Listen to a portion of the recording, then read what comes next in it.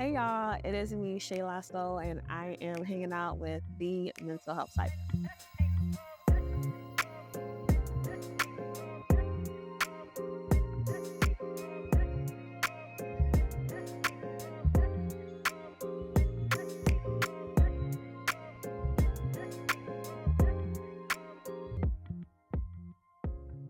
Dear ShaeLa Soul, be as honest as you can be with yourself.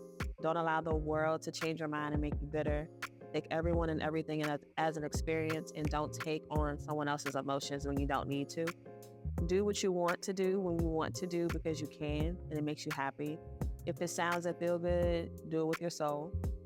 Say no more often so that your mental health can stay at a healthy level and continue to be the villain to some and godsend to others.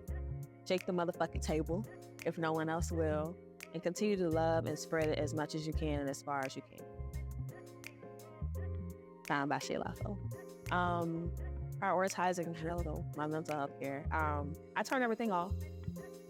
It gets real dark in my mind, so I want my room to be dark. The only thing I'll probably play is a little bit of music, but my phone is on airplane mode. Everybody's muted. I don't want to hear anything, and I just sit and just kind of lay with my eyes closed and just kind of think about like the things that I got going on and just kind of like mediate myself just to make sure that I'm not going crazy. But I think that in saying no majority of the time, this kind of helps me like level out a lot of things when it comes to like just prioritizing my mental health.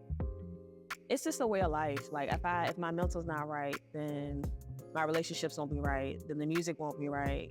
Our interact won't be right. My job won't be right. I think the mental it plays a part in like everything that you do. You gotta be mentally stable and mentally healthy to like be in this world because it's crazy out here. And just kind of like separating myself from a lot of things that kind of will make me discouraged and make my mental health like go awry is again turning everything off and just kind of like being to myself and just like not having to explain anything to anybody, not having to do anything for anybody, just saying no. I think no is a beautiful word. It's just you can add a hell no in the front. You can add a fuck no at the front. It's just a no. Okay. I want to be loved the same way that I love. I think everybody wants reciprocation, but for me, I'm passionate in all my emotions. Like if I'm angry, if it's crazy, if it's happy, it's on that side of the spectrum as well. But I think passionately, like if I'm reciprocating and putting you on a pedestal, I want to be loved the same way. Like I want to feel that level of love that I'm given. So if I'm going to be outlandish with it, it should be met with outlandish love. I want to be celebrated all the time, just like I celebrate people. I want to be hugged. I want to be, what's the word? Squared, squeezed tight. I want all of that. So if I can reciprocate it, I want to reciprocate it times 10 to me. Self-love. Love your body. Well, love your mind and your body first before you want someone else to do it, especially other men or other women. I think as a woman that looking for validation in other things and worldly things like getting your nails done, your hair done, it's all nice. Making sure you look nice for other people when we're not making sure we look nice for ourselves. I think that is important. We have to like love ourselves genuinely inside first before we can allow anybody else to do it. And the first start is just like looking in the mirror and realizing like, yes, I'm a woman. I have flaws. I'm not going to look like the next person. I'm not going to sound like the next person. You got to like really recognize in yourself like who you are as a person, who you are as a woman, and just kind of like being okay with that because you can't be anybody else but yourself. Okay. Like I wrote a whole song on it called Glad I'm Me. I can't be anyone else but myself, and this is me. I can't look like someone else. I can't sound like someone else. I can't smell like nobody else. I can't walk like nobody else. It really is me. I am an individual. I'm unique. You have to recognize that first. So I think just taking away the comparison, taking away like the validation from others, and just saying fuck it. And it's easier said than done. But you really have to like do the work in the mirror, like literally look in the mirror every day and just kind of say, fuck it. Oh, Okay, I think we've all been cheated on, right? No, I probably so. We've all been cheated on. I've done the cheating, I've cheated on, but I think in that aspect, I think that broke my heart. But having a friend break up where a friend was unloyal, I think that really, really broke my heart because again, I'm a passionate lover, so it's just things that I just I would never do to a friend or to a lover, and it's being done to me, whether it's being unloyal or cheated on. I think that broke my heart down, and it kind of like removed the haze from my eyes to see how people really are, and not to make myself bitter with other people. It's just more so I see you, like I see what you want, I see what type of time and moves that you do, so now I know. And it sucks because like they say ignorance is bliss, so they just, what I don't know ain't gonna hurt me. And I used to live like that all the time. It's just like, you know what, I don't even care, I just want to be happy. But it kind of, that heartbreak of being cheated on and then kind of being left by my friend being unloyal to me, it kind of removed, like, again, the haze from my eyes to be like, okay, I can't really put too much trust into people. I can still love them, but I can't really put all my trust and understanding into them because people are going to do what they want to do anyway. People are going to do what they feel is best for them, just like I'm going to do what I feel is best for me. So I can't really depend on someone else to provide my happiness. Oof. Mental health is a big thing, okay? And mentally, sometimes, okay, so I wrote a song called Why, and I was really like, this is the whole breakup between me and my best friend, boyfriend. But we're back together. But really, really crazy heartbreak. And I was in the car and I was just crying. And mentally, like, I could just only replay like everything bad that has happened. So it just kind of helped me write the song. But mentally, it sucks that it happens. But mentally, when I'm sad, I write the best music. I mean, I write bangers. It's amazing. But when I'm happy, I think it's a little bit harder for me to kind of get any emotion out just because I'm cool. Like, I'm chilling. Like, I'm content. I'm happy. I'm fine. I don't need to write nothing. I could write something, but I don't know if it's going to hit the same way if I'm mentally okay. But there's a tear in my mental health when it comes to what I'm dealing with in life. I think that portrays in my music, whether it be happy or sad, on whatever spectrum.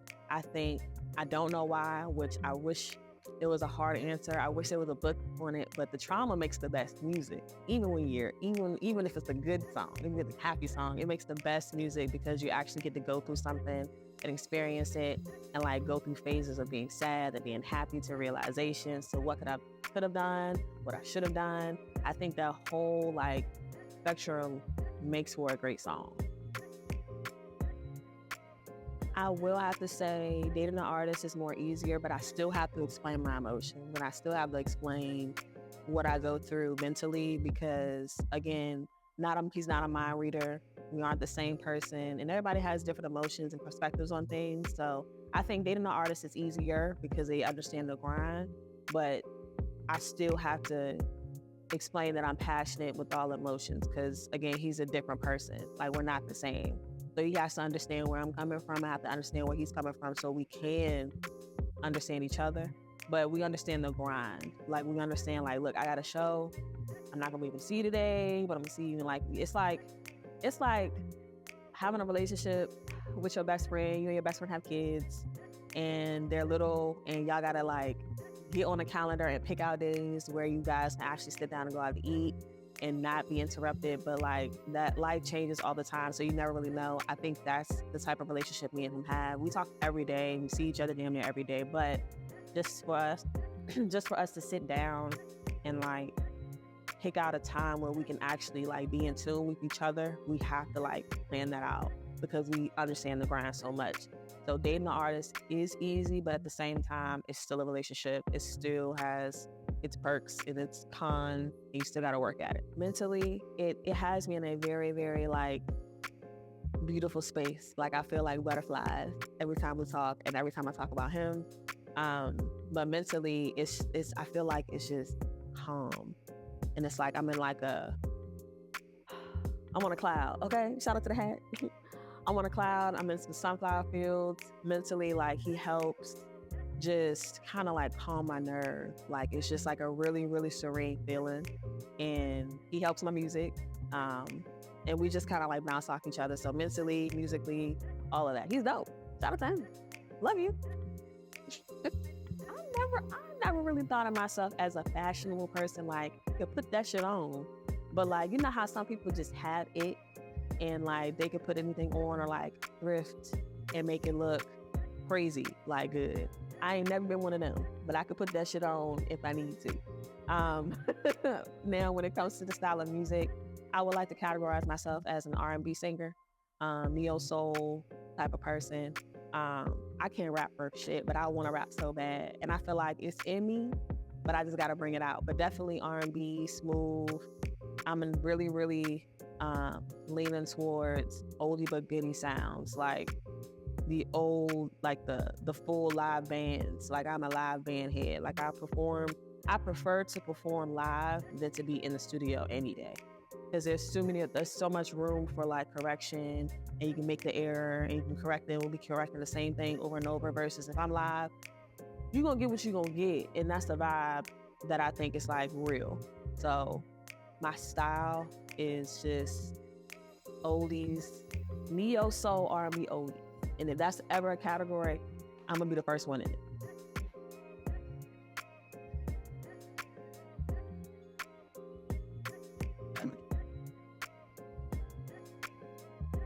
I want when people listen to my music, I want them to feel like a sunflower. Like, I want them to feel like a flower. I have a song called Glad I'm Me, and it's gonna get a Grammy one day, y'all. Like, you know how them songs just like recirculate? I gotta put it on TikTok. It's on TikTok, but like, it's gonna get a Grammy. But I want people to feel like a sunflower. I want people to feel like they're the best in the world. And whether it's a sad music, when it comes to sad music, I want people to feel like, damn, this happened to me, but I'm gonna get over it type of thing. Like, I want people to feel how I feel and like get over it. Like, I want people to be in the room when I write these music. I want people to feel it. But especially when it comes to my good songs, like my happy songs or joyful songs, I feel like a sunflower. I feel like that's the best response. Feel like the damn clouds on this hat. Okay, shout out to Lola. Feel like you need to run through the grass with your feet. Like, you know, when we used to kids and you just take your shoes off and just run through the grass. Feel like that. I want to feel like that. It's been 3 years since I dropped Glad I'm Me, which is my first single. It's been a few months since I dropped my second one, but I have a lot of featured artists on Apple Music that I'm with. I write a lot of music for people as well, but I will be dropping my EP this year in 2024, no later. I'm not letting the year pass by without dropping it. And I think that's pretty big. And I also, you know, I'm a host by day, by night, but I am doing a R&B festival within the next year, and I think it's gonna be so dope. And then after that, I feel like I'm gonna go into a hole. I feel like I wanna go Frank Ocean style, where I drop all this music and do the festival, and don't nobody see me. They don't catch me out, but I'm still dropping music. I wanna be to that level. So I think once I start getting the EPs and music out, I think I'll be doing that. So you just gotta catch me if you can. Definitely will work with the mental health Cypher. Super dope platform, super dope people, super dope questions, very intuitive, very helpful with a lot of resources. Again, the platform helps artists get out their shit. You know what I'm saying? Ask questions that we don't really get the answer. 9 times out of 10, damn, this wine got me feeling hot. Music-based questions, but now we're talking about my mental health and my mind and how I feel. And a lot of artists don't get to do that. They just drop music and they go about the day. So I appreciate the platform. Mental health Cypher, y'all are the best. I can't wait to work with y'all.